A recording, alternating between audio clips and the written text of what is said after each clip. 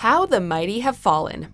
Welcome to WatchMojo.com, and today we're counting down our picks for the top 10 TV characters that lost their mojo. I'm done trying to get you. I can't do it anymore. Before we begin, we publish new content every day, so be sure to subscribe to our channel and ring the bell to get notified about our latest videos. For this list, we're looking at characters from television who went from greatness to mediocrity at best.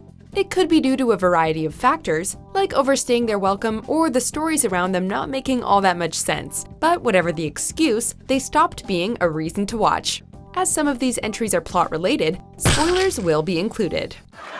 Wow, it's amazing that you've made so much money with such stupid jokes.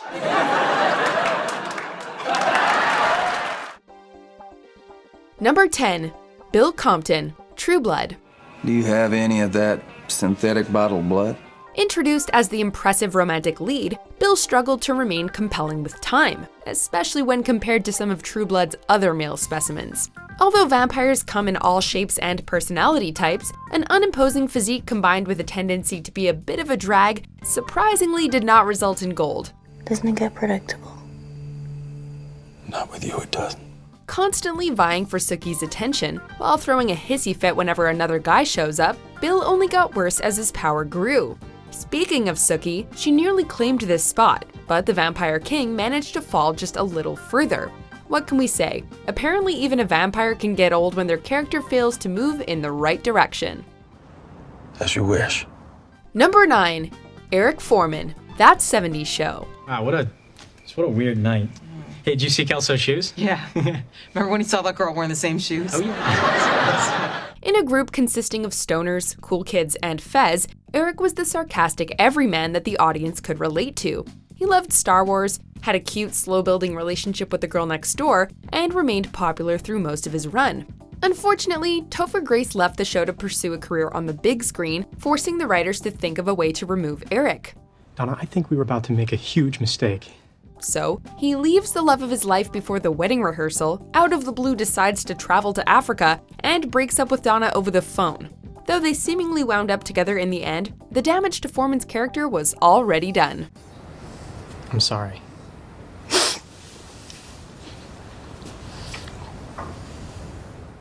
Number 8. Jake Harper, 2.5 Men. Boy, is your eye red. Damn kids and their incessant need to grow up. Chuck Lorre's long-running sitcom hinged on the love-hate relationship between the irresponsible Charlie, the unlucky Alan, and his innocent son Jake.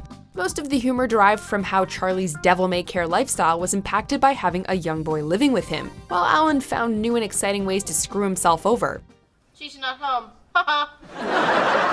Once Angus T. Jones hit puberty, however, and started to tower over John Cryer, he no longer really had a place on 2.5 Men, and eventually left completely.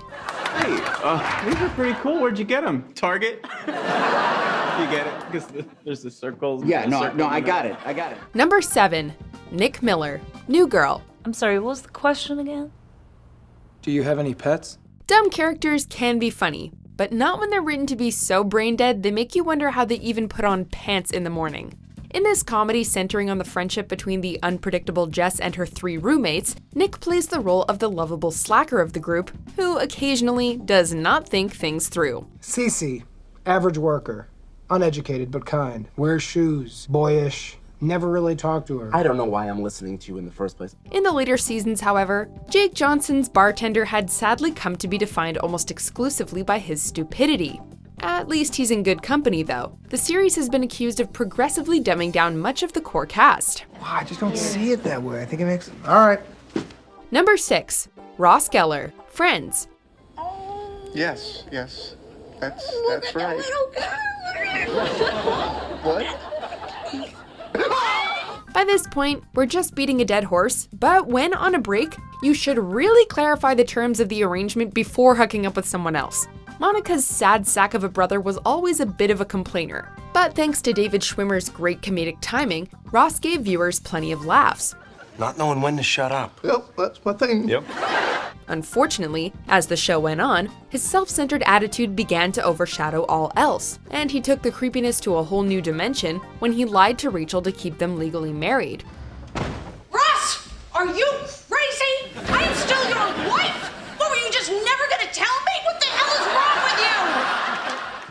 characters need to be positive or happy, but Ross's tendency to constantly wallow in self-pity proved downright exhausting in the long run. Hi, Ross. Take the Emily. Take the Rachel. Emily. Number 5. Penny, The Big Bang Theory. Oh, hi. Hi. Hi.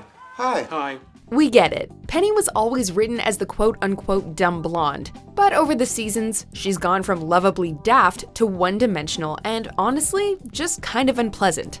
Serving as the straight woman and socially savvy outsider to the guy's geek antics, she initially had a clear role in the series. However, in the later seasons, particularly since she and Leonard tied the knot, it's like the writers don't know what to do with her.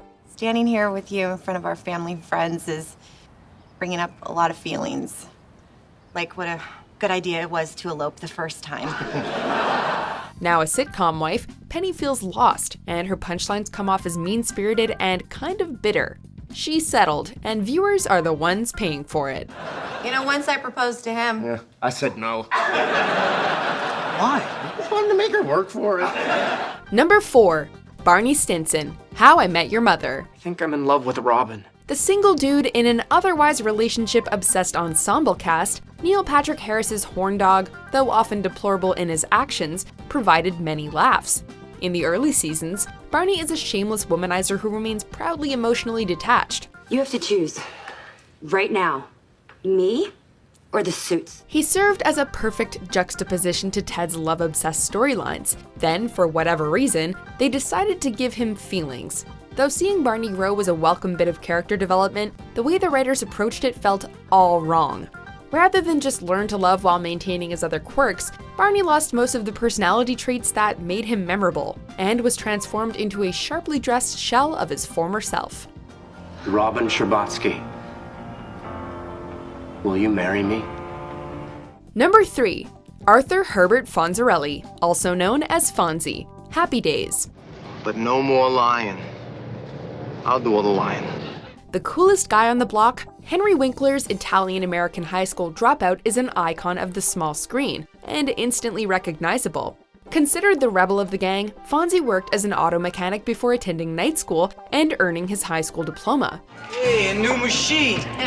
All right, clear the field. Originally a bit part player, the public absolutely fell in love with the Fonz, turning him into a pop cultural phenomenon. Realizing they struck gold, the writers quickly reshaped Happy Days with Fonzie as the central focus.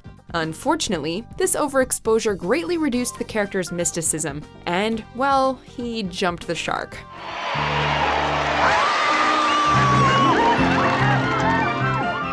Number 2. Dexter Morgan, Dexter. Look, I know you're upset. You have every right to be. Our favorite sociopathic serial killer might have his name in the title, but his familial bond with Rita and his son were Dexter's heart. After the Trinity Killer taught Dexter a lesson in the dangers of procrastination, the series struggled to up the tension, and this lax attitude seeped into Dexter himself. Working within the Miami Metro Police Department, this blood spatter analyst would hunt down and murder killers who managed to beat the system, thus satisfying his bloodlust and avoiding claiming innocent lives. In the last few seasons, though, he slowly began to lose his touch and his drive.